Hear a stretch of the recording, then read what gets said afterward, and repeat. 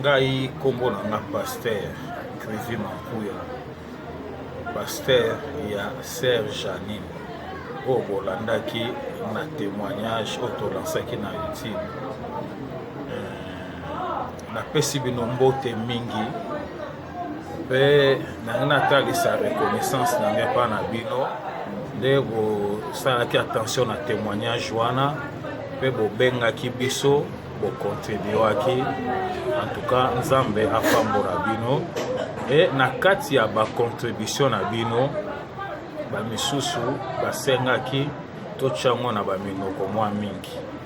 Nzambe nde asayela ye bino et après Seigneur mpe aye opesa biso recommandation totyango na baminoko misusu. Voilà pourquoi bomoni nga lisusu mpona koprepare bino kala mingi te bomona ekolekana na anglais, français, so Nzambe pasungi même na portugais et tota pe ba minoko mususu. Vraiment nazokumbisa Nzambe parce que objectif ya témoignage wana eza batu babongola mitema. Objectif ya liboso yango wana et nakumbisi Nzambe parce que esali musala na ndenga osakana te. Esali vraiment musala na ndenga osakana te et tokoma ekutu vraiment dépassé na baka ya kotraite. Mais na ngolu ya Nzambe tozotraite baka nyonso esengo na bato baza pe patient. Patience efutaka bato bazalaki patient bamoni ke patience mpe efuti bango parce que misala ezalaki tellement mingi et tobandeki kosarrange tokende nango malembe mpo tokoka korépondre bato nyonso tu et nayebi ke la majorité baza vraiment satisfait. Mais soki bengaki biso eke omoni na toréagir te kokanisa te ke tobosani yo te tanke mwana yango mpe atangaka ekomaki ere moko fo baexamen kopesa ye mwa repos mpo ase concentre na makambo na classe. Eza mpe nzoto ya moto ekokoningana parce que eza mpenza mosala makasi mais ere moko esengaka mpe fo repos ezala. Imagine Nzambe ye moko 7e jour apemaki mpe asali saba mpo bato bapemaka, donc repos ezalaka important mais ça va. Donc nangi kaka na prépare bino kala mingi te bozomona biso, kala mingi te bomona biso mpe bolanda biso na baminoko oyo etikali wana e mpona mpe to atteindre bakushe misusu mpo bango mpe na nzela ya témoignage oyo baza sauve. Amen. Merci beaucoup. Baza moko ya nzi oyo tokuyaka esika moko na Sœur Janine naza témoin oculaire ya événement oyo epasaki kati na église ya Liboshi awa. Sœur Janine la premier jour oyo amataki likolo ezalaki secret etanisaki na kati ya l'église ezalaki na prière à 12h. Mais ntango azongisaki azongaki koza ensemble na bandeko ezalaki secret ye na papa.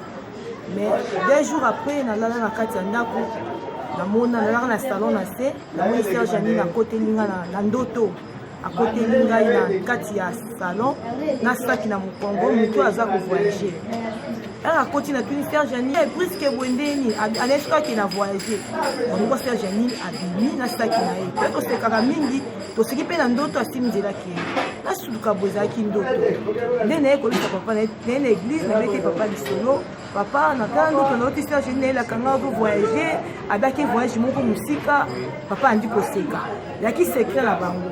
Après papa koyebisanga ki non te événement lekaki avant-hier ezaki boende Janine azalaki azalaki te Seigneur azwaki mais alaki biso ke après 3 jours akokili yango si Janine boka bozaka mingi na ye ensemble molimo na ye ekovenir ekolaka yo nge événement mpe ekoleka Sœur Janine amata 3 jours likolo azalaki vraiment abougeaka te alobaka te alala esika moko pendant 3 jours aliaka te bapetit asalaka eloko te après 3e jour ntango aye kozonga aloba te eloko moko te. Donc ezalaki événement moko makasi vraiment na kati église ya Liboshi awa.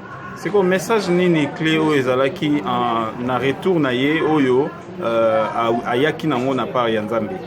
Message ya Sœur Janine ezaki ke Seigneur bandaki kolela ndenge mokili eza kotambola donc lumière na kati ya mokili eza mokie molili nde eza kodomine en exemple asangaki na bato base repentir parce que masumu eleki makasi diable aza na kande ya korécupérer baame ebele mpo bakende na bango ensemble na lifelo yango message Sœur Janine ayaki nango yango wana donc tobongola motema Nzambe azolela mpona bato na ye bazokende na moto. Merci beaucoup.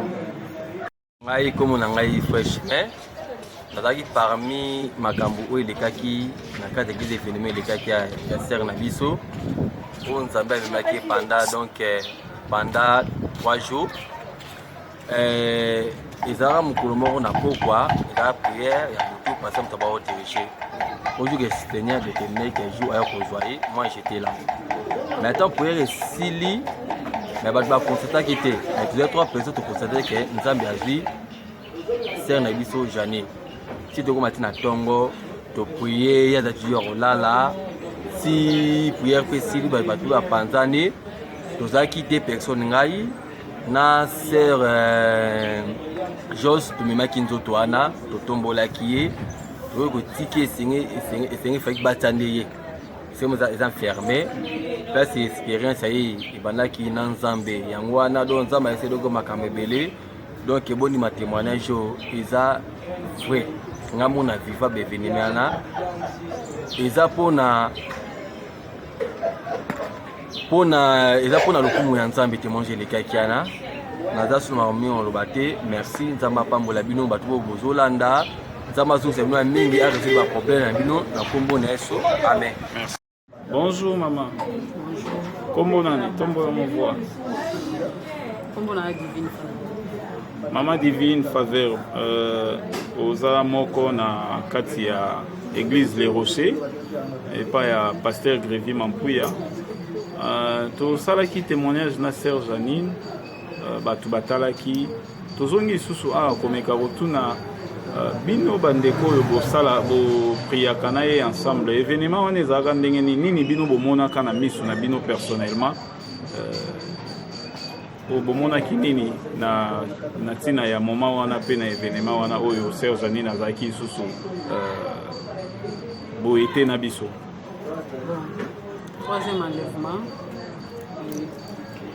Troisième enlèvement, tozalaki na ndako tozalaki censé ya koprier ezalaki 12 heures parce que n'avait pas les moyens kobima masasi balaya kobeta nde tosalaki toadoraki na kati ya ndako ntango tobandi koadore na 12 heures après un certain temps naye kokonstate ke azalaki lisu te e ntango na prie mpona ya kosimba nzoto na ye telefone esonaki paster abengaki po atuna soki toza bien nde bayebi na nga balobi répondre moto azobenga ke oyo azali nde azwi ye. Nani alobi na yo? Nzoto ya Janine répondre nga bongo donc telefone esoni nayambaki nano te mama na yoki ayobisinga alobi répondre oyo azoluka ye ke oyo azali nde azwi ye.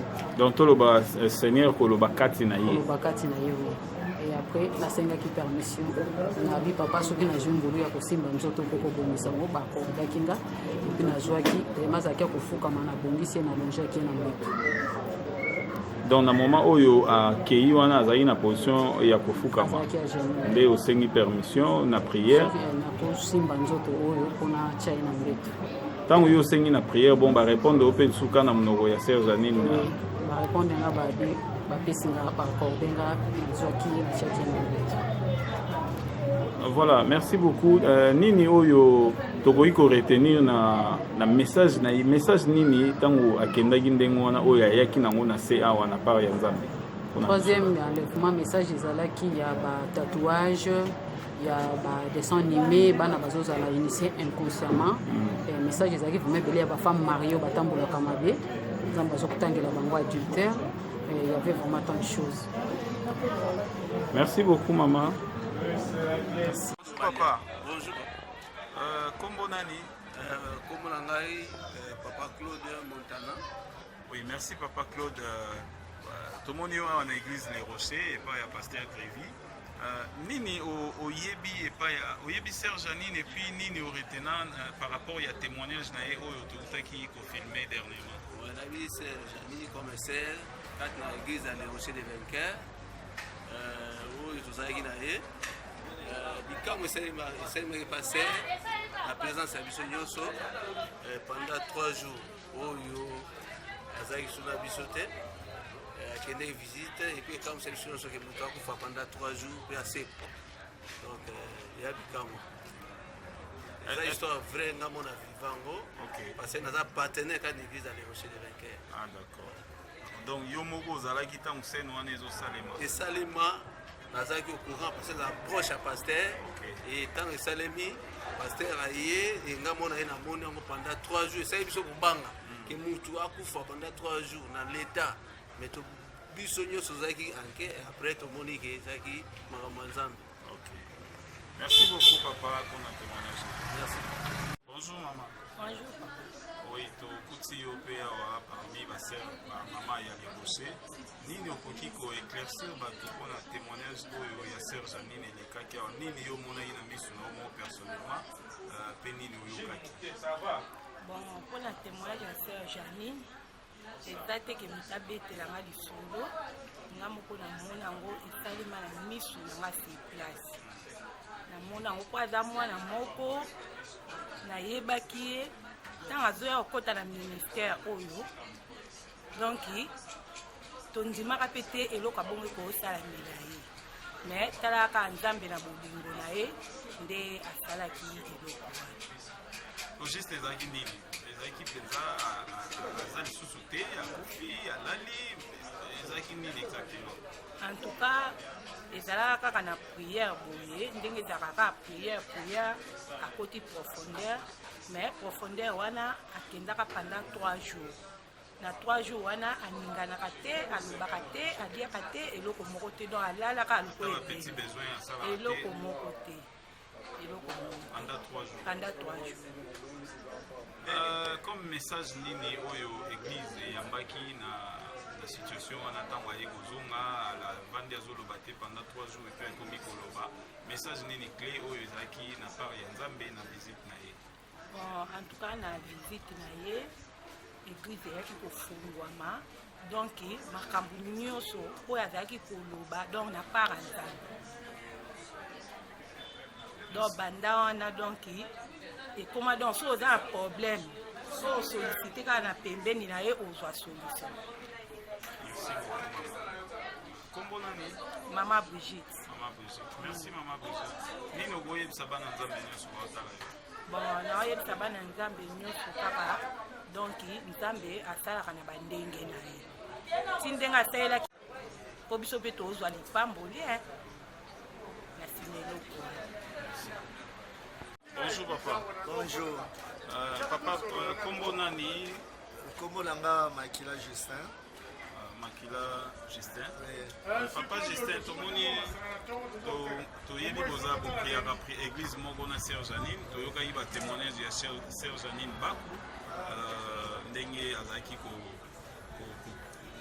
autrement dit kokufa banda batemps bajour wana neti faculté nyonso to nzoto ezofonctionne te nini yo vivaki na expérience wana oyo yo moko misu na yo emoni na moment nini parce que asali yango au moins 3 fois? Expérience wana oyo nga namonaki kwa ezali kutu neti toyebaki mpe te tozali na kosambela tomoni ka sœur banda alalaki alamukaka te oke papa sayebaki ke bato mosusu mpa bazali basœur mosusu oyo bazalaki kosala baprofesi na ye basala bayeba me biso tellement tokende mosala toyebaki te le toye tomoni fe wana esalami efe wana esalami eloko nga nazondima na efe wana parce que jour mosusu bazalaki na likolo na papa na chambre azalaki nga nakendeki wana kota na chambre wana mais éclat oyo nga namonaka na chambre wana nasupportaka te na biso papa te moyena vanda oyo ezala te nakitaki sœur mpenza asala 3 jours alala alamukaka te après 3 jours biso ko tosalaki yango neti donc tomeka totala soki ndenge après 3 jours oza kosolisa ye bosere azoloba te en tout cas eza kaka efe wana te mais église na biso mpenza makambo tomoni église oyo te nzambe aza monene. nzambe na part wana mais so totali na ndenge bato aye na bakaya bamalade moto aya ebembe famille ekutu ane na kofunda siko nabi papa Justin komona neti eloko ya ndenge wana moto asali 3 jours alamukaka te bogarde na kati na soki ezalaki neti mort eza prison te tozalaki tobangaki na dès le début mais eloko tozalaki na assurance makasi papa na biso nzambe oyo azoutilize ye na bepreuve oyo tomonaki tozalaki na kondima ke sere akozonga eza nzambe moto azwi akozonga po eza ya liboso tobangaki mais tomoni yango ese répété lisusu après osere tomoni yango lisusu esalami donc tokoma déjà na confiance ke tete toza na nzambe vie ya bamiracle eza kosalama na église moto aye liwa aseku moto azalaki malade ya mbazo azwi guérison sakisi eza église na bino kombo nango nini les rochers des vainqueurs avec lequel pasteur Grévy Mampuya. Merci beaucoup papa pour le témoignage na yo nino boyo yebisa bana nzambe nyonso to bazotala yo bon omoni baloba na français ni prophète chez lui parce que tozokama na balabala na biso nzambe azosala me kaka bato balabala bato bazondima bato bazokonisa bato mosika bazolia mais ezaka na temps nzambe otouche mitema na bango. Merci kwa nzambe mpenza azali même nga moko expérience na ndenge na vivre na église oyo ayebike nzambe azali parce que soki otali ndenge mpe nayaki soki lona nde nakomi bo ekamosala bato. Merci beaucoup bandeko nyonso bandeko balanzi nzambe apambola bino bandeko na ngai baser na ngai bandeko mibali bapapa pe bamama nzambe apambola bino napamboli bino napamboli nyonso ya bino napamboli misala napamboli mabota na bino na kombo na Yesu eza ngai ndeko na bino mwana na bino ser na bino Janino bolandaki ngai ozalaki na témoignage ya liboso bomonaki ngai soki nazongi lisusu eza kaka mpona korapele bino mot-clé oyo ezalaki ya témoignage na ngai expérience oyo nzambe alekisaki ngai eza kaka mpona ya koyebisa bino ke to se repentir repentance wana ezalaka te mpona ko se tromper na baapparence na biso mais tout se repentir parce que oyo nzambe atalaka makasi eza oyo eza na kati na biso bomoni bokomona oyo ezalaki baimage ya bandeko nyonso bavivaki baévénement na bamoma oyo nyonso nga nalekisaki na momo nazalaki inconscient nayebaki te makambo nini bandeki koleka na bandeko wana oyo baparticipaki mpe bavivaki événement wana bazalaki tout autour na ngai bango nyonso tu mpe bakoleka mpona kotémoigne oyo ezalaki témoignage ndenge oyo bango bavivaki événement wana bokomona bango oyo ezalaki vraiment na baimage eloko nalingi kaka naloba ya suka eza kaka to se repentir nayebi ke ntongo tokose repentir nayebi ke nzambe akoyeba kosala lisusu ya mingi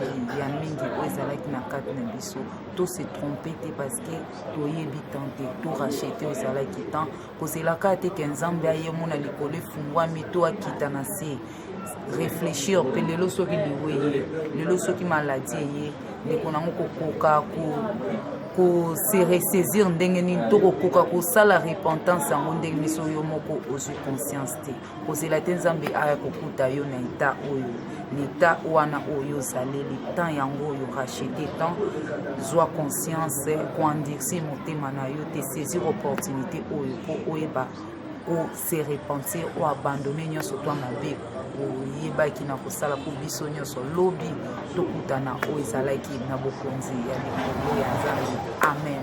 Merci beaucoup.